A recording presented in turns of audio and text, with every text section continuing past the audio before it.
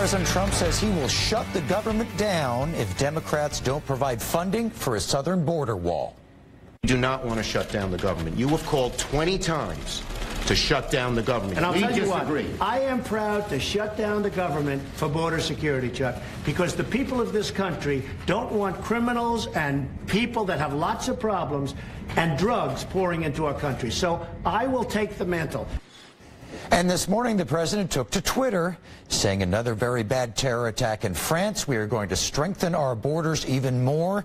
Chuck and Nancy must give us the votes to get additional border security. Here to talk about this is Travis County GOP Executive Director Gary Teal and Delma Limones, the press secretary for the Texas Democratic Party. Both of you, thank you for coming in. Thank you. Thank you. Gary, is there going to be a compromise? There's always going to be a compromise. I think that it's exciting to see conflict, and people want to see that kind of stuff, whether it's Jerry Springer or in the Oval Office. People like conflict, but there has always been a compromise in the end. The government has never fallen in the United States, and there will be a compromise of some sort ongoing. Delma, your thoughts on that? Do you think President Trump taking the blame for a shutdown is going to work for Democrats, or, you know, will the Democrats work with the president?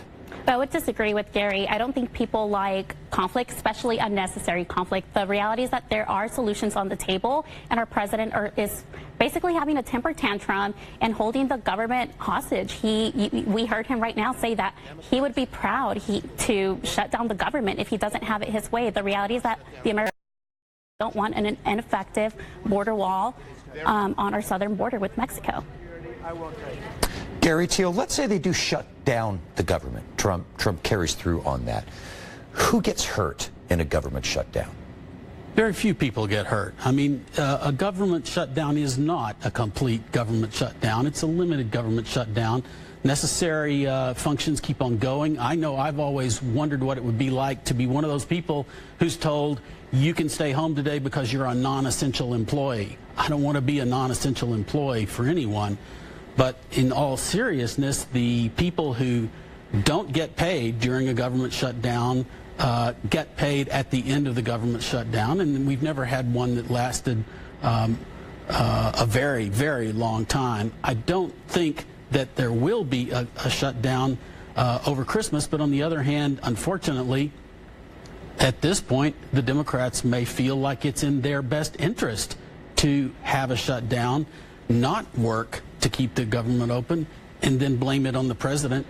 All right, well, I mean, what about that, Delma? I mean, is that in a way advantageous to Democrats to have the president shut down the government and reap a political benefit there? So this is something that the president has taken complete accountability for, that he is going to be responsible for the shutdown if it happens, that he would be proud to do it. The reality is that the president is holding the American people hostage over this border wall. He's literally throwing a temper tantrum in front of everyone about funding for something that the American people don't agree is an effective and sensible solution to our real immigration crisis.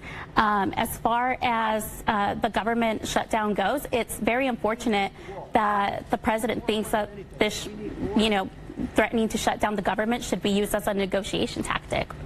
Okay, well, we're all going to sooner or later. Delma, Gary, I got to wrap it up. Thank you both very much. Thank you.